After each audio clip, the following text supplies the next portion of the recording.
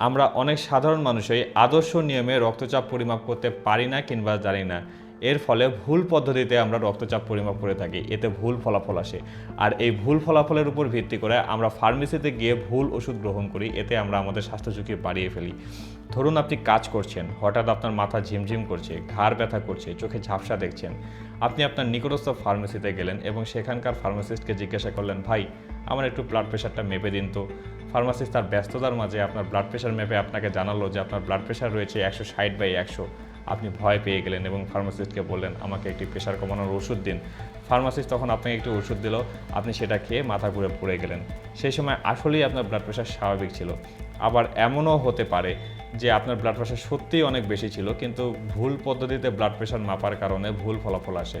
এতে আপনি কোনো সতর্কতা অবলম্বন করলেন না, এতে আপনার ব্রেন স্ট্রোক, হার্ট অ্যাটাক এবং কিডনি ড্যামেজের সম্ভাবনা বেড়ে গেল। তাই আমাদেরকে সবাইকে ব্লাড প্রেশার মাপার জন্য আদর্শ নিয়ম জানতে হবে। এই আদর্শ নিয়ম প্রদান করেছেন আমেরিকান হার্ট অ্যাসোসিয়েশন। তাহলে আমেরিকান হার্ট অ্যাসোসিয়েশন অনুযায়ী কিভাবে আদর্শ নিয়মে রক্তচাপ পরিমাপ করা যায় সেটা জেনে আসি।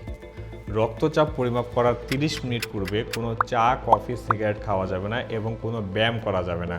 ব্লাড প্রেশার মেজারমেন্ট করার জন্য আপনাকে সঠিক মাপের কাপ বেছে নিতে হবে।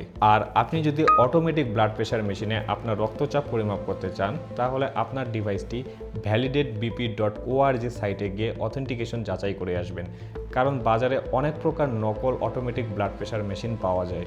রক্তচাপ পরিমাপ করার 5 মিনিট পূর্বে আপনাকে চুপ করে শান্তভাবে একটি চেয়ারের উপর হেলান দিয়ে বসে থাকতে হবে। এই অবস্থায় আপনি ফোন চালাতে পারবেন না, টিভি দেখতে পারবেন না, এমনকি কারোর সাথে কথা পর্যন্ত বলতে পারবেন না। আর এই সময় যদি আপনার প্রস্রাবের চাপ থাকে তাহলে অবশ্যই প্রস্রাব সেরে আসতে হবে, কারণ প্রস্রাবের চাপ থাকলে রক্তচাপের ফলাফল সঠিক আসে না। আপনি যেই হাতে রক্তচাপ পরিমাপ করবেন সেই হাত টেবিলের উপর সাপোর্ট দিয়ে রাখবেন, যাতে হাতের উচ্চতা এবং হৃৎপিণ্ডের উচ্চতা সমান হয়। পা দুটো মেঝের মধ্যে সমান্তরালভাবে রাখতে হবে এবং পা কোনোভাবেই ক্রস করা যাবে না। ব্লাড প্রেশার কাপটি পরনের কোনো কাপড় অথবা অন্য কোনো কাপড়ের উপর পরবেন না। কাপটি কনুই থেকে 2 সেন্টিমিটার অথবা 2 আঙ্গুল উপরে পরবেন, আর টাইট যাতে এমন হয় যেন এর ভিতর দিয়ে সহজেই 1 আঙ্গুল প্রবেশ করানো যায়। এখন আপনি যদি ম্যানুয়াল ব্লাড প্রেশার মেশিন অর্থাৎ স্ফিগনোম্যানোমিটার ও স্টেথোস্কোপ দিয়ে আপনার ব্লাড প্রেশার পরিমাপ করতে চান, তাহলে অবশ্যই একজন ডাক্তার, নার্স, স্বাস্থ্যকর্মী অথবা প্রশিক্ষণপ্রাপ্ত ব্যক্তির দ্বারা আপনার ব্লাড প্রেশার পরিমাপ করবেন। আর আপনি যদি একটি certified automatic blood pressure machine দিয়ে আপনার রক্তচাপ পরিমাপ করতে চান, তাহলে ডিভাইসটির অন বাটনে প্রেস করবেন এবং অপেক্ষা করবেন। কিছুক্ষণ পর ডিভাইসটির ডিসপ্লেতে আপনার ব্লাড প্রেশারের ফলাফল চলে আসবে। একই পদ্ধতি অনুসরণ করে 1 মিনিট পরে অপর হাতের ব্লাড প্রেশার পরিমাপ করবেন এবং রিডিং দুইটির গড় নির্ণয় করবেন। এই আদর্শ নিয়মের মাধ্যমে আপনি আপনার ব্লাড প্রেশার সঠিক ও নির্ভুলভাবে নির্ণয় করতে পারবেন। ধন্যবাদ সবাইকে।